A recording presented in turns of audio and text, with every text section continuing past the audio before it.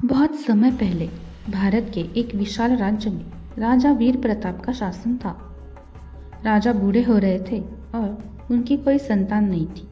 उन्हें चिंता सताने लगी कि उनके बाद राज्य की बागडोर कौन संभालेगा।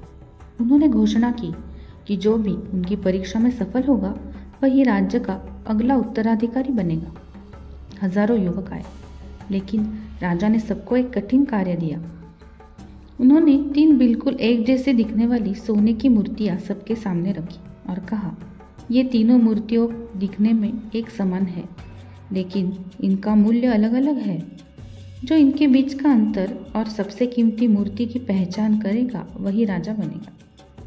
कई विद्वानों ने मूर्तियों को तौला, उनकी चमक देखी, पर सब हैरान रह गए, क्योंकि वजन और बनावट में रत्ती भर भी फर्क नहीं था।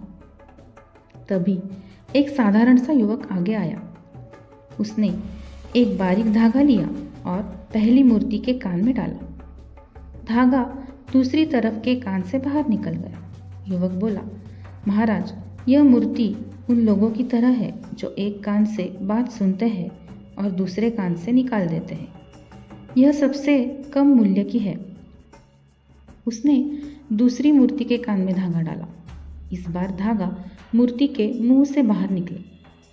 युवक ने कहा, यह मूर्ति उन लोगों की तरह है जो सुनी सुनाई बातों को तुरंत दूसरों को बता देते हैं। ये लोग कभी भी भरोसेमंद नहीं होते, इसलिए इनका मूल्य भी कम है। अंत में उसने तीसरी मूर्ति के कान में धागा डाला। धागा न कान से निकला न मुंह से, वह सीधा मूर्ति के हृदय में जाकर रुक गया।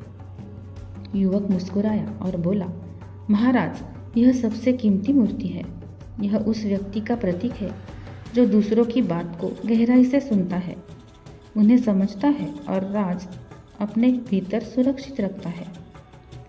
एक राजा में धैर्य और गोपनीयता का होना सबसे जरूरी है। राजा वीर प्रताप युवक की बुद्धिमानी से अत्यंत प्रसन्न हुए। उन्होंने उसे अपना उत्तराधिकारी घोषित किया। उस युवक ने आगे चलकर अपनी समझदारी से राज्य को और भी समृद्ध बनाया।